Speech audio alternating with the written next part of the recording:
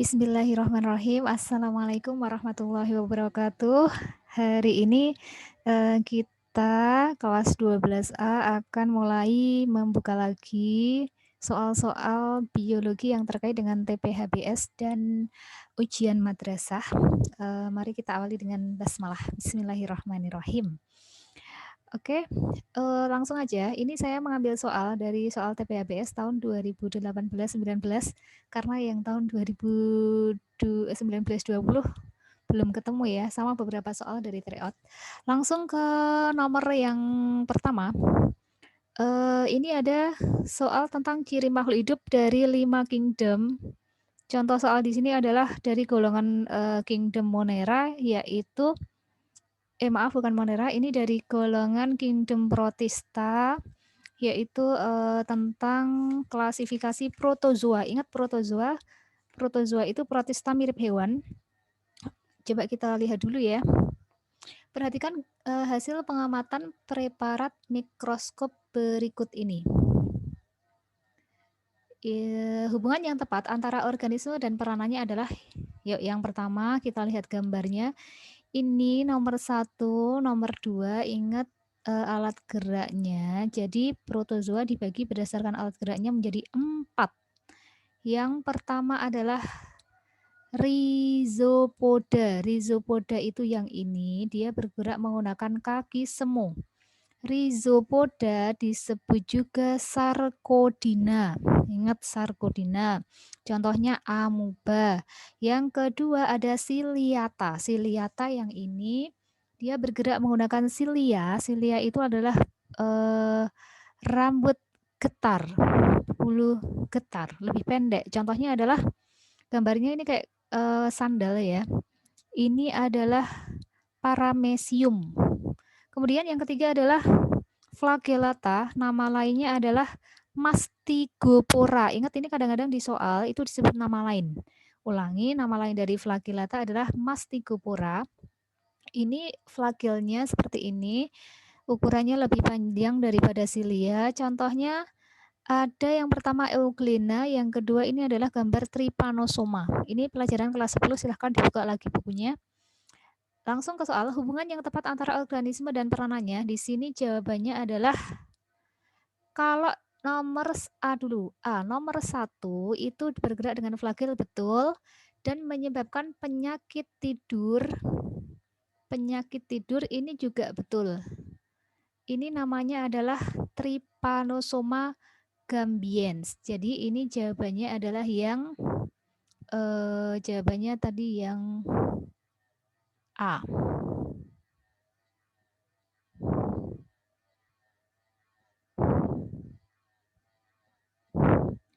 Kemudian selanjutnya kita lanjutkan. Kemudian nomor selanjutnya yaitu yang B. Ini B itu kalau gambar nomor 1 flagel, tapi dia bukan penyebab penyakit malaria. Kalau penyakit malaria yang B ya, penyakit malaria itu nanti disebabkan oleh golongan dari sporozoa. Di sini gambarnya nggak ada, namanya adalah Plasmodium. Ingat. Kemudian yang C, C ini bergerak dengan ciliata. Nomor 2, salah ya, jelas salah. Yang berperan sebagai fitoplankton itu adalah nomor 3. Namanya adalah paramecium. Nomor D itu adalah organisme nomor 3, silia betul, tapi dia bukan menyebabkan diare. Yang menyebabkan diare contohnya adalah Entamoeba histolytica atau Entamoeba dysenteriae. Ini contoh dari rhizopoda. Yang E, kenapa salah? Nomor 4 bergerak dengan pseudopodia betul, tapi yang salah adalah peranannya. Peranannya ini bisa sebagai zooplankton, bisa tadi ya menyebabkan penyakit, tapi bukan penyakit tipus. Kalau penyakit tipus itu yang menyebabkan adalah bakteri, namanya adalah bakteri Salmonella typhosa. Oke, contoh soal yang lain. Di sini ada gambar, bukan gambar, ding. Dari soal dulu, protozoa mempunyai banyak ciri-ciri antara lain bisa dibaca sendiri. Manakah yang merupakan ciri paramecium? Nah, ini saya sertakan gambar paramecium, ingat bentuknya kayak kaki. bekas sepatu. Kemudian permukaan tubuhnya ada rambut-rambut halus, ini namanya silia. Jelas dia golongan siliata. Berarti dari option yang kita pilih itu kalau dia mempunyai kaki semu itu salah. Salah ya.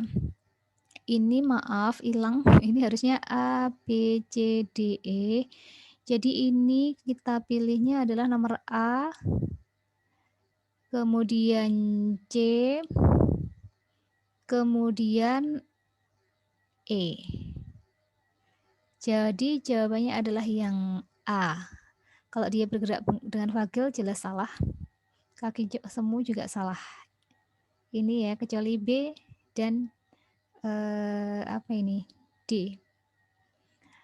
Nah, ini bisa kalian pelajari tentang klasifikasi pada kelas protozoa. Tadi ada 4 ya. Silahkan dibaca sendiri. Biasanya soal-soal yang terkait, misalnya nanti ada gambar, misalnya di sini ada Vorticella. Vorticella itu gambarnya kayak trompet. Kemudian kalau nggak seperti itu soalnya terkait dengan penyakit-penyakit, silahkan dibaca, ini materi kelas 10. Next, yang nomor soal kedua itu adalah tingkat keanekaragaman hayati. Ingat, tingkat keanekaragaman hayati ada 3. Yang pertama adalah tingkat paling rendah yaitu tingkat gen. Yang kedua tingkat jenis atau spesies. Yang ketiga adalah tingkat ekosistem. Kalau tingkat gen itu biasanya dia tergolong dalam satu spesies. Kalau tingkat jenis atau tingkat spesies itu biasanya sudah berbeda spesies. Atau misalnya masih dalam satu famili begitu ya. Kemudian kalau tingkat ekosistem dia jelas sudah dipengaruhi oleh lingkungan biotik dan lingkungan abiotik, sudah terpengaruh. Maka kalau ada soal seperti ini, di sini ada gambar beberapa hewan. Ini sebenarnya hewan-hewan ini termasuk dalam famili karnivora. Jaguar, harimau, kucing, singa, puma, ini semuanya bisa dikelompokkan ke dalam satu kelompok. Ini jawabannya yang B. Keanekaragaman tingkat jenis. Kalau kita menjawab keanekaragaman tingkat gen itu salah karena dia beda spesies. Dan perhatikan, yang namanya keanekaragaman tingkat gen itu kata kuncinya ketika disilangkan menghasilkan keturunan fertil. Fertil itu subur. Jadi misalnya ada mawar merah sama mawar putih. Nah, itu ketika disilangkan bisa menghasilkan keturunan, namanya keturunannya fertil. Kalau keanekaragaman tingkat jenis ekosistem itu ketika disilangkan keturunannya steril. Steril itu tidak subur, tidak bisa menghasilkan keturunan. Jadi ini jawabannya adalah yang B. Kemudian masih soal yang sama terkait dengan keanekaragaman hayati. Misalnya di sini ada beberapa nama spesies. Ingat, nama spesies terdiri dari 2 suku kata. Kata pertama penunjuk genus, kata kedua penunjuk spesies. Berdasarkan nama tumbuhan tersebut dapat dikelompokkan ke dalam keanekaragaman tingkat. Nah, perhatikan. Meskipun di sini ada nama-nama tumbuhan dengan nama depan yang sama, artinya tergolong dalam genus yang sama, bukan berarti dia keanekaragamannya tingkat genus, karena nggak ada keanekaragaman hayati tingkat genus. Adanya adalah tingkat gen, spesies atau jenis, dan ekosistem. Ini ada Solanum tuberosum, Solanum lycopersicum, Solanum melongena, kemudian ada Capsicum annum. Capsicum annum itu cabai. Ini bisa dikelompokkan ke dalam famili Solanaceae. Maka ini keanekaragamannya masuk keanekaragaman tingkat, jawabannya yang D, spesies. Ingat, kata kuncinya spesies, beda jenis tapi masih memiliki hubungan kekerabatan yang dekat. Jawabannya D ya. Next, yang ketiga, ini maaf agak blur karena ini saya screenshot biar bisa masuk ke PowerPoint ya. Untuk nomor 3, ini tentang metode ilmiah. Di sini ada soal, silahkan kalian baca. Ini yang dimaui soal adalah menentukan variabel bebas, variabel terikat, dan variabel kontrol. Ingat, variabel bebas adalah variabel yang dibuat berubah-ubah Kemudian variabel bebas kata kuncinya itu adalah variabel yang mempengaruhi variabel terikat.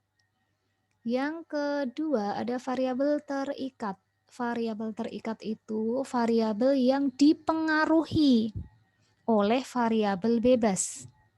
Yang ketiga ada variabel kontrol. Kontrol itu yang dibuat sama supaya hasil percobaannya tidak pengaruhnya tidak berbeda.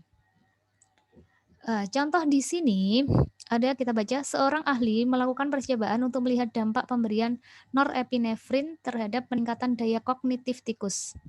Dosis yang dipakai adalah 10 mg, 15 mg, dan 20 mg. Perhatikan, ini yang dibuat beda, dosis yang dipakai dibuat beda, artinya di sini termasuk variabel bebas. Daya kognitif diukur dengan cara seberapa cepat tikus-tikus itu keluar dari labirin. Daya kognitif diukur dengan seberapa cepat, lama waktu. Selain 3 perlakuan tersebut juga disertakan tikus dengan kadar norepinefrin normal. Nah, dari sini kita bisa melihat ya, variabel bebas yang dibuat beda adalah dosisnya. Untuk variabel terikatnya, yang dipengaruhi oleh dosisnya tadi apa? Oh, daya kognitifnya, seberapa cepat tikus itu bisa keluar dari labirin. Kemudian variabel kontrol yang dibuat sama untuk semua perlakuan itu adalah jenis labirinnya lah. Kalau jenis labirinnya beda-beda ya sangat mempengaruhi lama waktu keluarnya. Maka di sini bisa kita lihat jawabannya.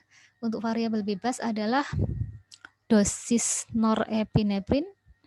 Kemudian variabel terikatnya adalah lama waktu keluar labirin. Variabel kontrolnya adalah bentuk labirinnya. Oh ya, kalau di sini ada jenis tikus itu dia termasuk variabel apa? Variabel kontrol ya. Oke. Lanjut. Ini kita masuk ke nomor 4. Biasanya soal-soal di sini adalah terkait dengan kingdom fungi. Fungi adalah golongan dari jamur. Langsung kita sebenarnya bahas soal dulu aja ya. Bahas materi dulu. Oh ya, jamur atau kingdom fungi itu dalam klasifikasi dibedakan menjadi 4. Zygomicota, Ascomycota, Basidiomycota, Deuteromycota. Ini pembagian ini berdasarkan reproduksi seksualnya. Yang pertama untuk Zygomicota, ini kalian ingat-ingat, ini bentuknya seperti ini jamurnya. Bagian atasnya ini sporangiumnya membesar seperti ini. Contoh gampangnya adalah Rhizopus, jamur tempe. Kemudian reproduksi seksualnya, spora seksualnya namanya zygospora. Zygomicota, zygospora, ingatnya gampang. Spora aseksualnya namanya sporangiospora.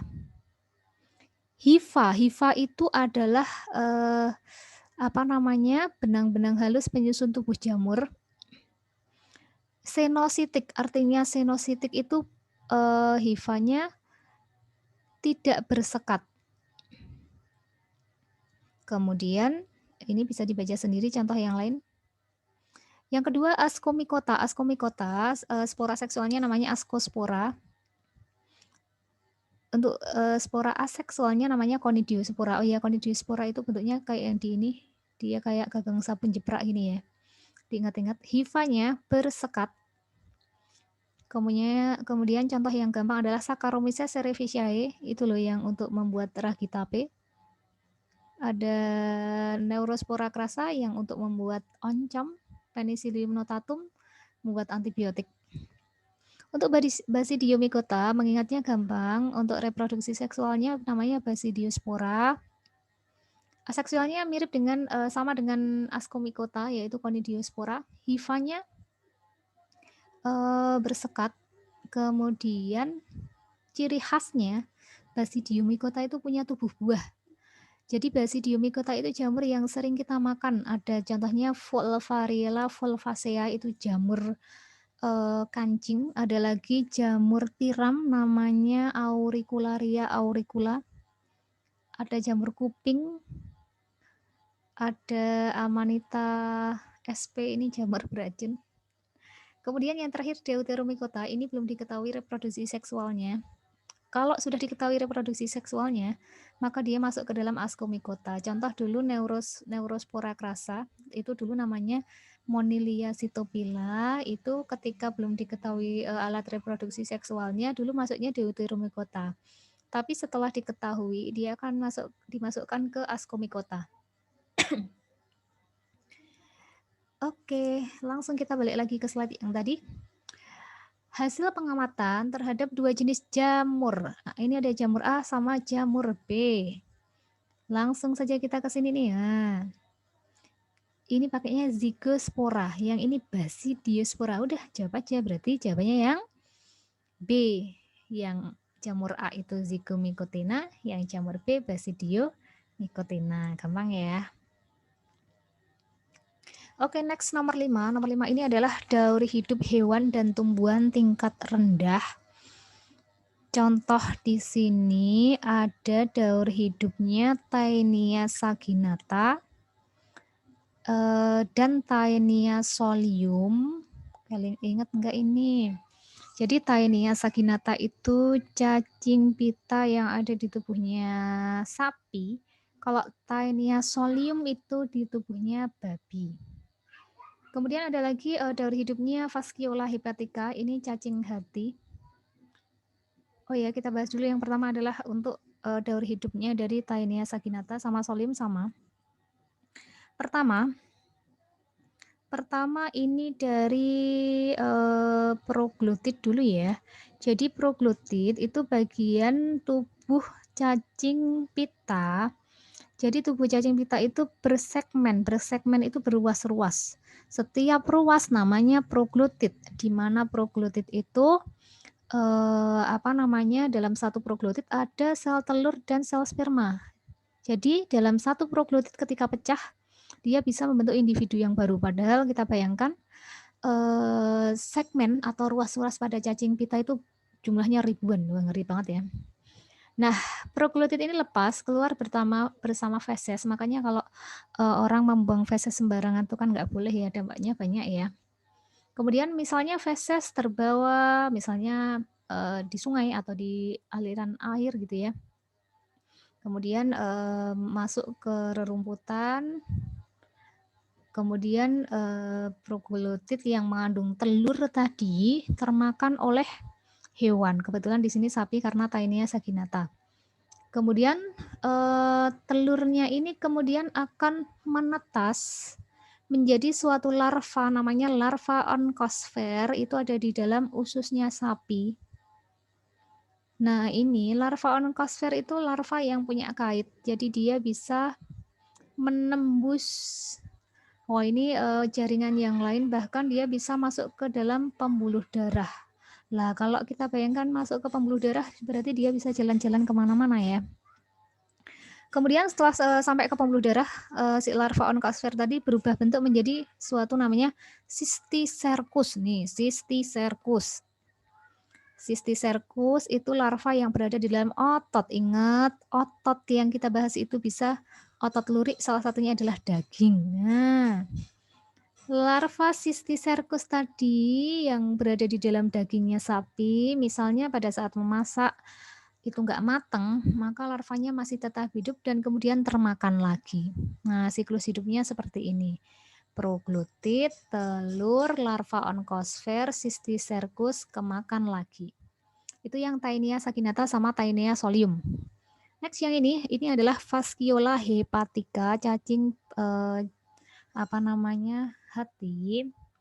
Ini pertama tahapnya mulai dari telur. Telur ini terbawa oleh fesesnya ternak. Ini cacing ini bisa di sapi, bisa di manusia, bisa di hewan-hewan ternak yang lain.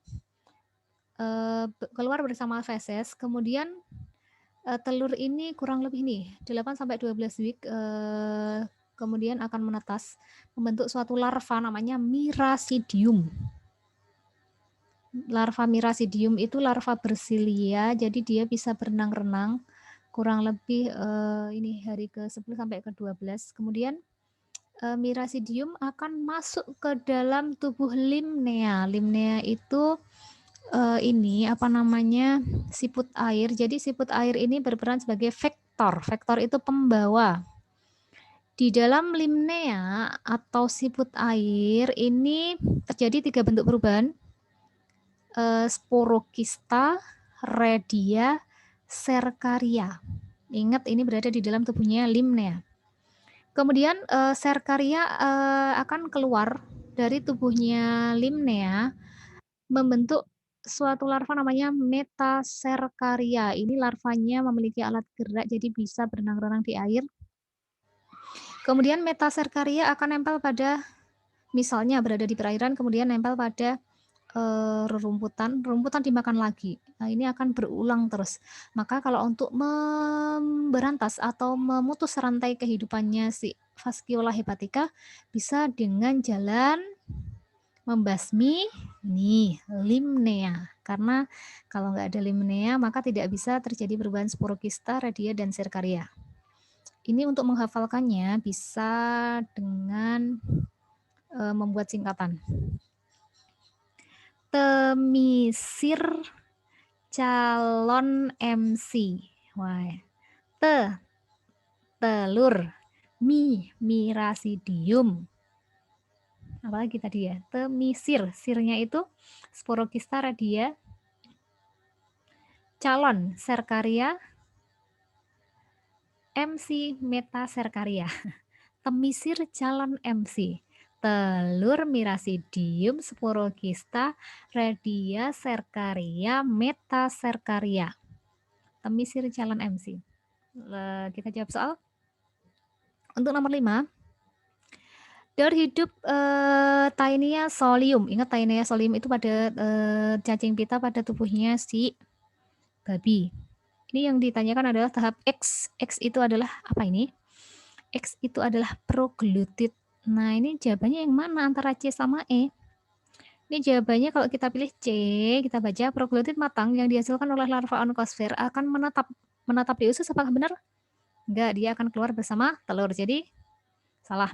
Yang E, proglutit matang yang dihasilkan oleh larva onkosfer akan keluar bersama feses. Nah, ini jawabannya ya. Kalau yang ini itu berada di dalam otot. Yang ini ya, ini namanya Cysticercus. Kalau yang ini namanya larva onkosfer. Proglutit, telur, larva onkosfer, Cysticercus. Tadi gitu ya. Oke, next ke nomor 6 ada daur biogeokimia. Ini biasanya kalau nggak daur nitrogen, daur oksigen, karbon, air, sulfur. Nah, silahkan dibaca ini di pelajaran kelas 10. Di soal ini terkait dengan daur nitrogen, maka kita pelajari dulu materinya. Oke. Untuk daur nitrogen diawali dari mana ya? Dari sini. Dari N2. N2 nitrogen yang berada di udara dalam keadaan bebas itu wujudnya N2, gas N2. Gas N2 ini tidak bisa langsung dimanfaatkan oleh tumbuhan maupun hewan, maka dia harus melalui proses-proses. Pertama, ada suatu bakteri yang bisa memfiksasi. Apa itu fiksasi? Fiksasi itu mengikat nitrogen bebas dari udara tadi. Ada bakteri, salah satunya namanya bakteri Rhizobium. Ingat kan, bakteri Rhizobium itu contohnya pada bintil akar itu loh, pada tanaman kacang-kacangan.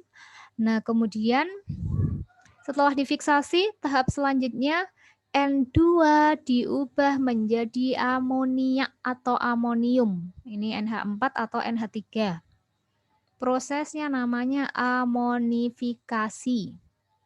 Ini amonifikasi bisa dilakukan oleh beberapa bakteri, dekomposer, fungi, dan lain sebagainya. Kemudian setelah amonifikasi, tahap selanjutnya amonium atau amonia diubah menjadi nitrit. Ingat nitrit itu NO2-. Proses dari amonium atau amonia menjadi nitrit namanya adalah nitrifikasi. Siapa yang melakukan? Yang melakukan namanya bakteri nitrifikasi. Di sini contohnya ada Nitrosomonas dan Nitrosococcus sp. Yang susu gitu ya, diingat.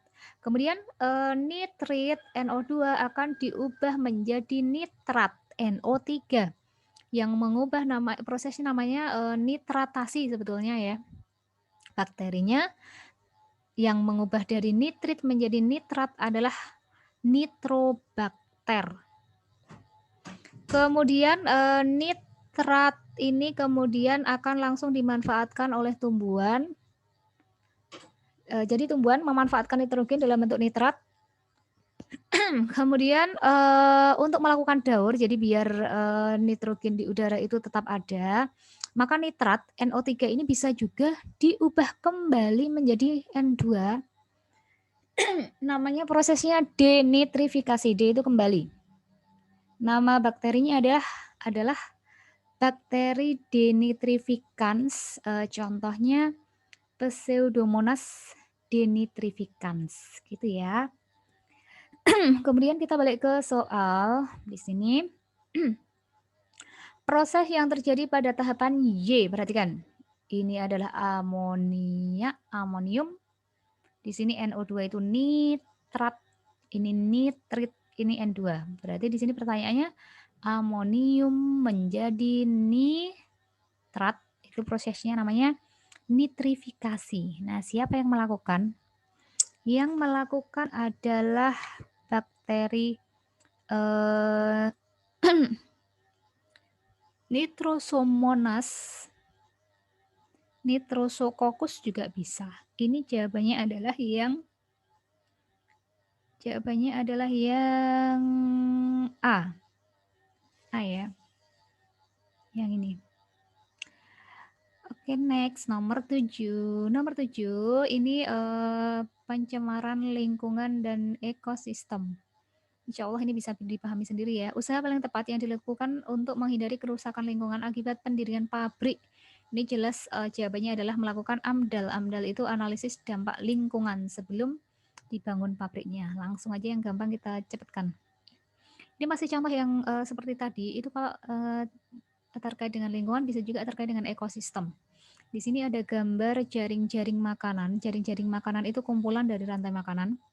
Kita baca soalnya. Jika terjadi kebakaran di ekosistem tersebut, maka hewan yang banyak kehilangan sumber makanannya. Kata kuncinya kehilangan sumber makanannya. Siapakah di sini yang memiliki sumber makanan terbanyak? Contoh jangkrik ya. Jangkrik itu sumber makanannya apa toh? Sumber makanannya ada rumput sama pohon. Burung gereja sumber makanannya cuma tumbuhan. Tikus sumber makanannya bisa jangkrik, bisa tumbuhan. Nah, ini kalau kita lihat di sini yang paling banyak punya sumber makanan adalah elang. Ya udah jawabannya E. Nomor 8. Ini kaitannya masih sama dengan yang tadi. Tumbuhan inang menghasilkan racun yang mematikan apit atau kutu daun yang menghisap cairan daun. Setelah sekian lama, beberapa apit atau kutu daun menjadi tahan terhadap racun tersebut. Jadi awalnya mati tapi beberapa lama kemudian bisa beradaptasi sehingga apitnya nggak mati gitu ya, tahan terhadap racun. Sebagai responnya, tumbuhan inang menghasilkan racun berbeda yang dapat mematikan apit. Weh, Masya Allah ya. Hal ini merupakan contoh dari peristiwa, ini namanya adalah koevolusi. Ya, bisa dibaca sendiri, sudah saya tambahkan. Koevolusi itu semacam interaksi yang terjadi karena evolusi. Evolusi itu artinya perubahan. Atau ini gampangnya adaptasi yang terjadi pada satu spesies memacu adaptasi timbal balik pada spesies yang lain. Kalau parasitisme ingat ya, dia simbiosis yang satu untung satu rugi. Komensal satu untung satu nggak berpengaruh. Contohnya tumbuhan paku sama pohon gitu ya. Predasi adalah hubungan antara predator dengan prey, mangsa dengan pemangsa. Mutualisme simbiosis yang dua-duanya menguntungkan. Misalnya bunga sama lebah gitu ya. Next, nomor 9, ini upaya mengatasi pencemaran. Langsung kita baca. Salah satu upaya untuk menetralkan arsenik di tanah atau mengurangi limbah timbul di perairan adalah dengan bioremediasi. Ini kata kuncinya di garis bawahi. Bio, oh dia berarti menggunakan makhluk hidup atau agen makhluk hidup gitu ya. Artinya ya udah kita langsung aja jawabannya yang mana nih? D, memanfaatkan mikroba dan tanaman untuk membersihkan kontaminasi. Bioremediasi makhluk hidup. Nomor 10. Ini tentang jaringan tumbuhan. Materi ini materi kelas 11 semester berapa sih? 1. Ya, langsung kita bahas hubungan yang tepat antara jenis, ciri, dan fungsi jaringan tumbuhan. Langsung. Ingat yang pertama A, jaringan meristem. Jaringan meristem bentuknya kecil, tidak rapat, terus membelah. Ini betul. Ingat ya, jaringan meristem, jaringan yang aktif membelah. Tapi apakah fungsinya fotosintesis? Bukan, karena dia nggak punya kloroplas. Salah berarti A ya. B, epidermis, sel mati. Salah. Epidermis itu selnya hidup. Sel mati itu ciri khas dari sklerenkim. Ingat, sklerenkim sel mati. Nah, epidermis selnya hidup. Bentuk bulat, berdinding tipis, berdinding apa ini? Keras. Ini semuanya punya sklerenkim. Melindungi jaringan yang lain fungsinya? Betul, tapi cirinya salah. B salah. C, parenkim, susunan sel rapat, sel hidup, dindingnya tipis, penyimpan bahan makanan. Betul, ini jawabannya yang C. Kalau sklerenkim bentuk seperti balok, tidak berklorofil kecuali sel penjaga, ini epidermis. Yang punya sel penjaga. Sel penjaga itu bagian dari stomata. Ingat, stomata hanya terdapat pada epidermis.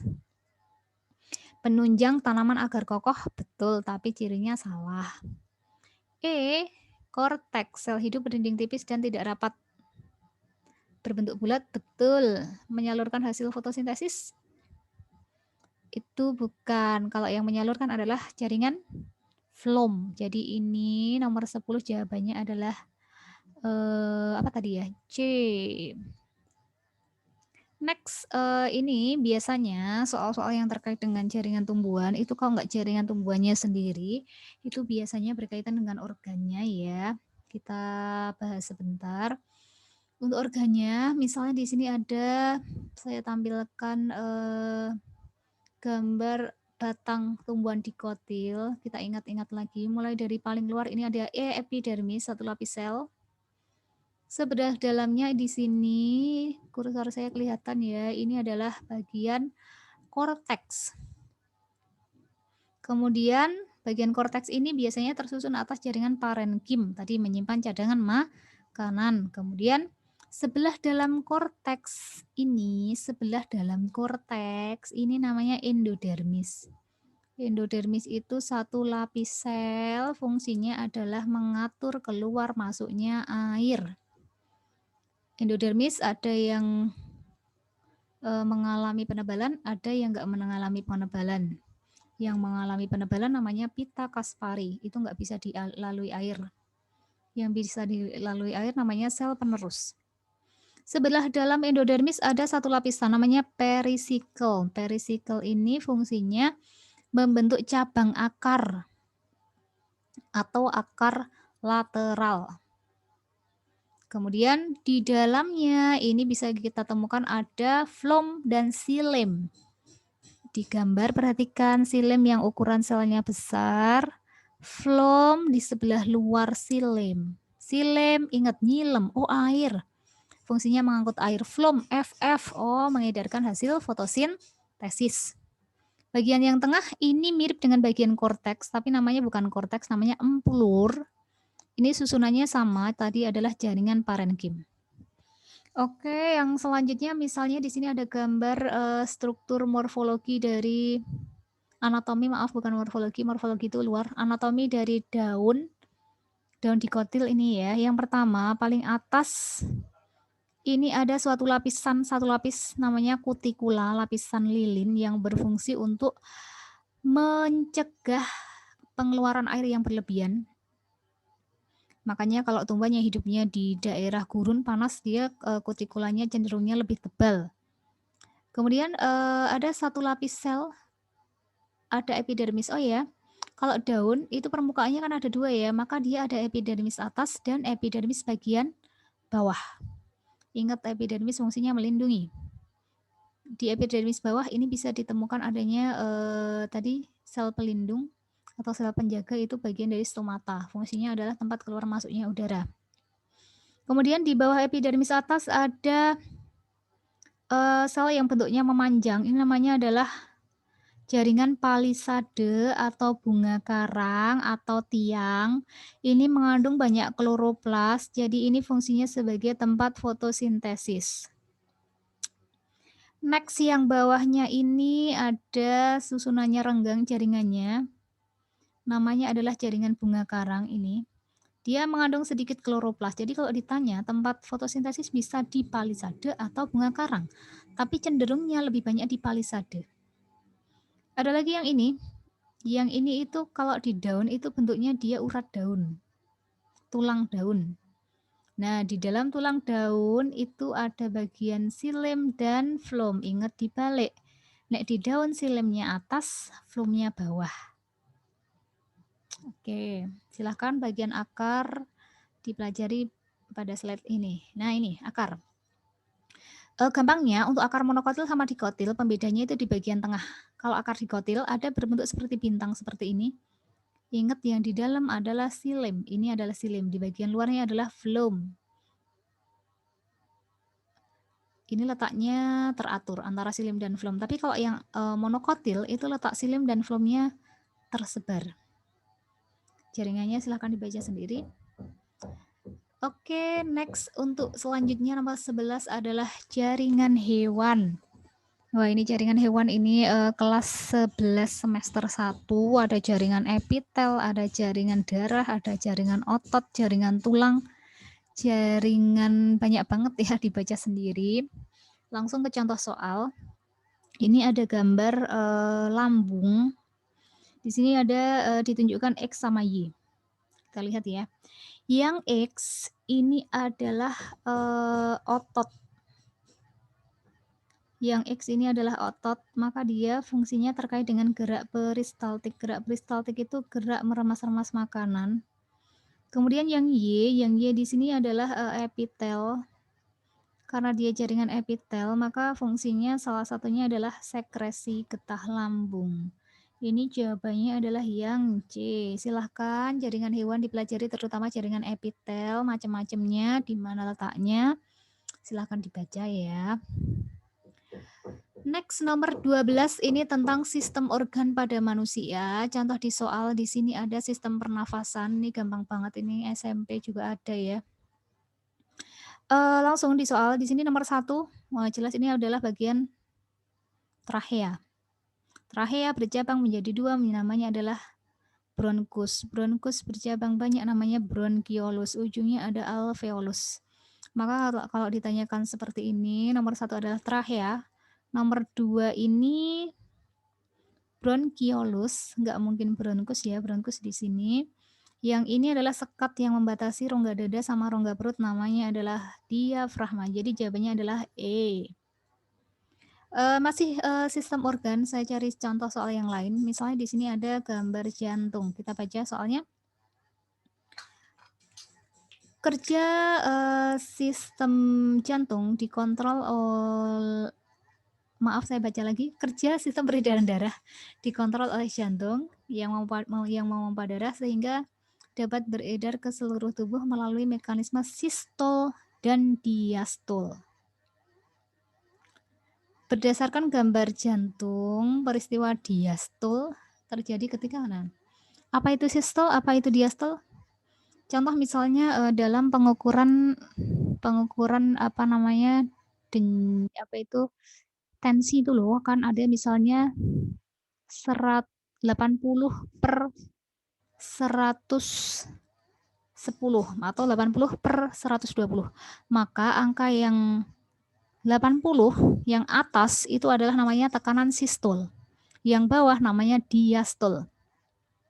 Sistol ini adalah tekanan darah ketika, ulangi, sistol adalah tekanan darah ketika ventrikel atau bilik berkontraksi. Berkontraksi itu mengerut. Diastol itu tekanan darah ketika bilik atau ventrikel ini relaksasi. Relaksasi itu membuka, siap menerima darah. Maka berdasarkan gambar jantung ini, peristiwa diastol adalah, ya udah kita cari berarti yang posisi ventrikel atau biliknya ini mengembang, siap memompa darah. Bukan memompa, siap menerima darah. Ini jawabannya adalah yang E. Darah mengalir dari nomor 1 dan 4. 1 itu adalah bilik kanan, 4 adalah bilik kiri. Ingat, gambar jantung seperti ini kita posisinya dibalik dari tubuh kita. Kemudian nomor 1 sama nomor 4 ini dipompa menuju ke nomor 5 dan nomor 2. Ingat ya, sistol itu ketika biliknya kontraksi, maaf. Nek diastol itu posisinya ketika biliknya relaksasi, mengembang. Nek kontraksi posisinya mengkerut. Lanjut nomor 13, ini ada sistem ekskresi dan reproduksi. Di sini ada contoh sistem ekskresi, materi kelas 11 ya, tentang nefron. Kita ingat lagi bagian-bagian nefron. Yang pertama ada glomerulus. Yang ini TKP, tubulus contortus proximal.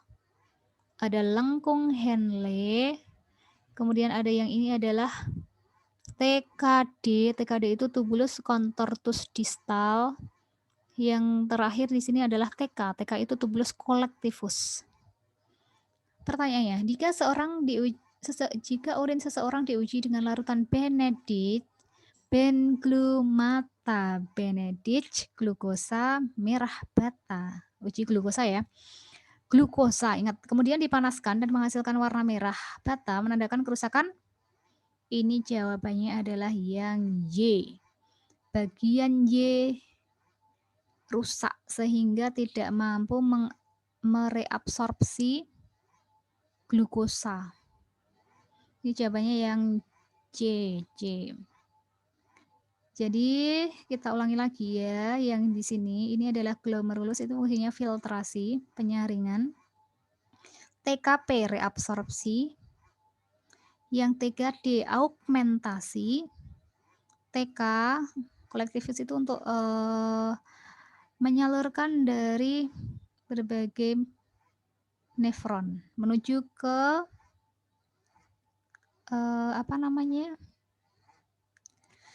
ginjal. Oke, lanjut nomor 14, sistem reproduksi ya. Di sini ada gambar. Kita baca. Seorang pria menunjukkan gejala kemandulan. Hasil pemeriksaan cairan semen menunjukkan bahwa semen dari pria tersebut tidak mengandung sperma.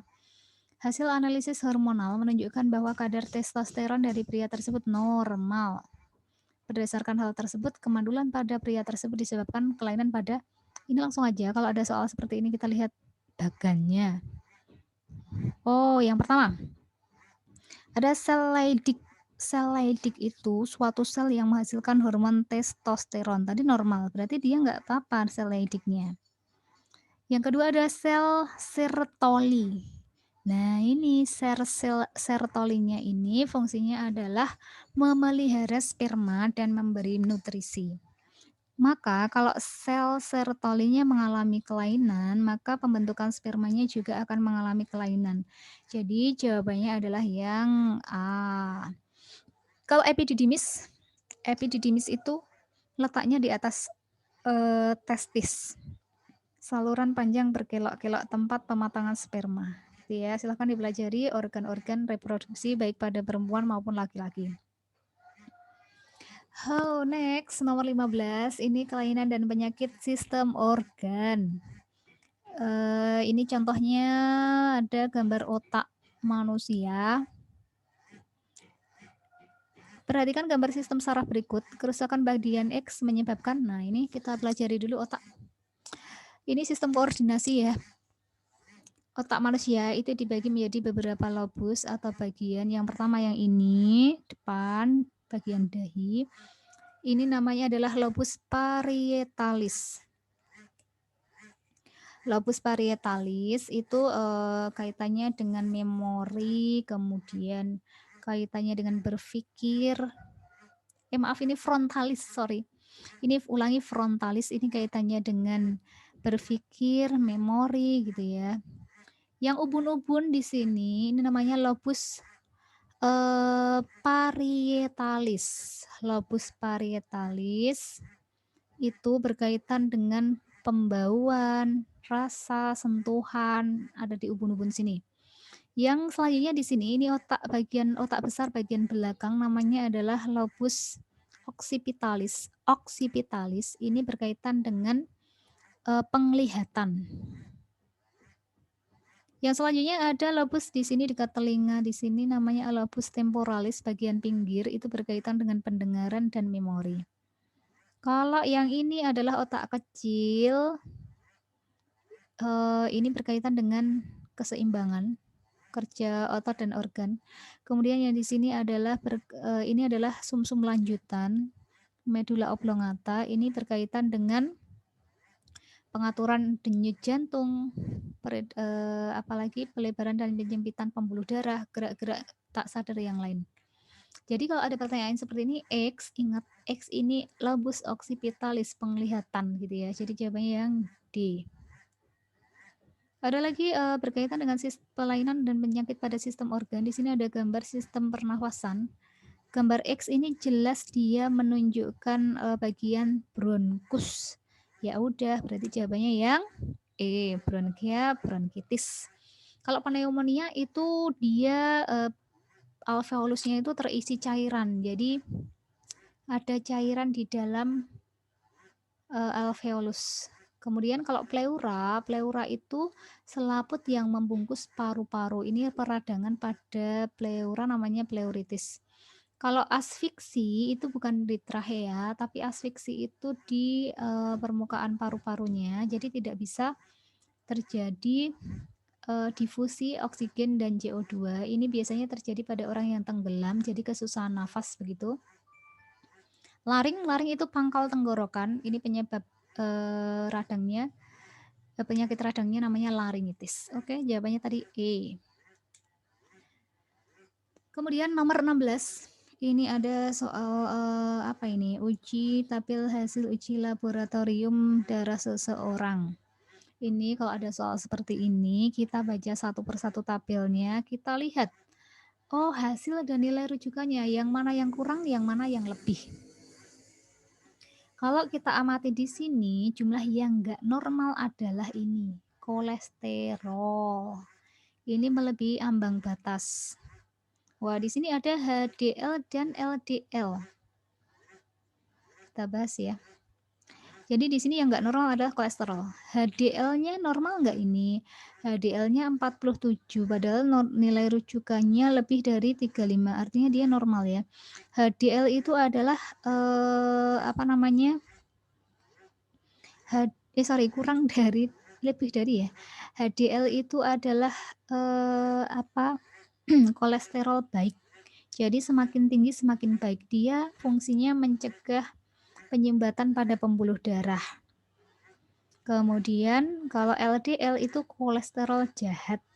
Ini kebalikan dari HDL. Dia kalau jumlahnya semakin tinggi, dia justru akan menyumbat aliran pembuluh darah.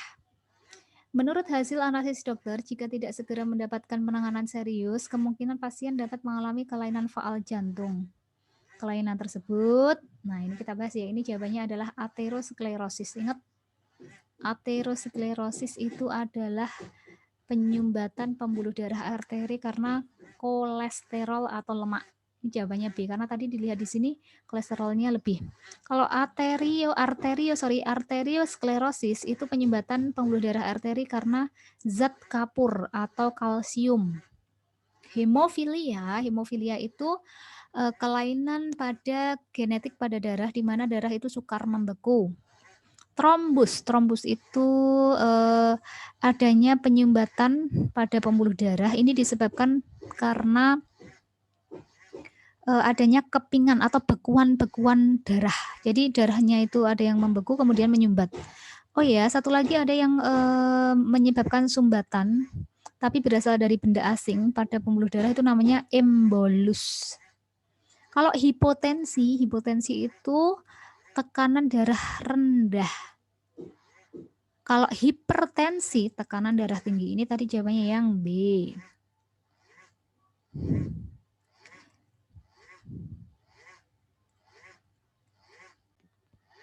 Oke, kita lanjutkan di nomor 17. Ini kaitannya dengan membaca atau menganalisis tabel ya. Bisa kalian baca di sini penggunaan pupuk pada tanaman pengaruhnya apa. Langsung caranya dilihat, oh perbedaannya dari hari ke hari itu penambahannya yang terbanyak mana, yang tersedikit mana. Kita lihat di sini, penambahan yang terbanyak itu bisa di urea. Langsung jawabannya ini yang mana ini? A ya, jika nutrisi dalam pupuk urea paling lengkap, kecepatan pertumbuhan tanaman kacang tanah di tempat tersebut adalah yang paling cepat. Ini cuma menganalisis, insya Allah bisa. Nomor 18 tentang sistem organisasi kehidupan.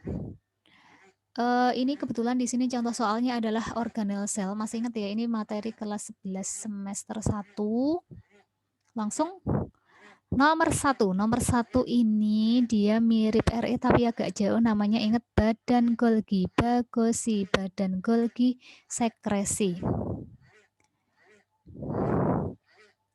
Kemudian nomor 2 ini juga sama, dia adalah badan Golgi ya. Nomor 3 nukleolus. Nomor 4 itu ini bagian dari inti sel, ini adalah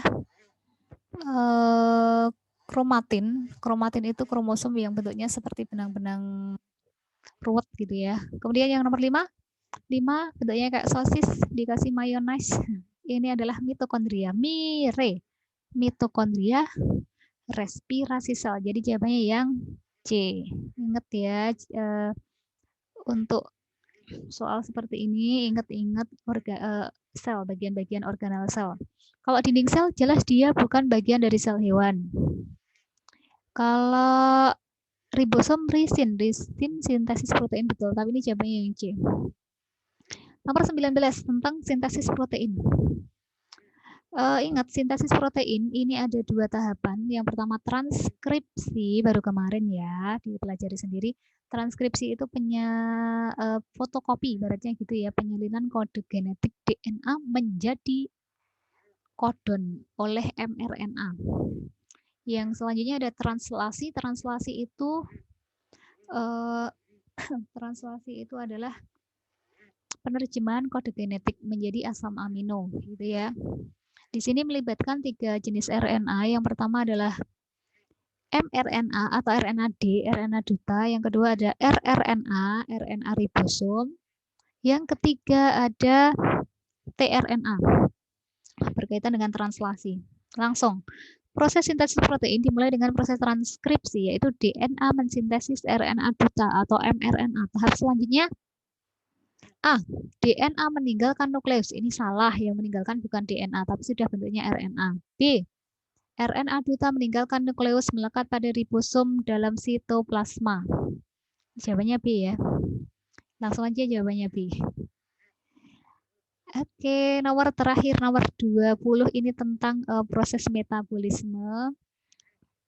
Ini kita ingat-ingat lagi materinya ya. Metabolisme itu reaksi kimia yang terjadi di dalam tubuh. Ini ada 2 macam, ada anabolisme sama katabolisme. Kalau anabolisme, ingat dia adalah reaksi penyusunan, membutuhkan energi, jadi dia endergonik. Kalau yang katabolisme ini adalah reaksi pemecahan atau penguraian, dia melepaskan energi, maka disebut reaksi eksergonik.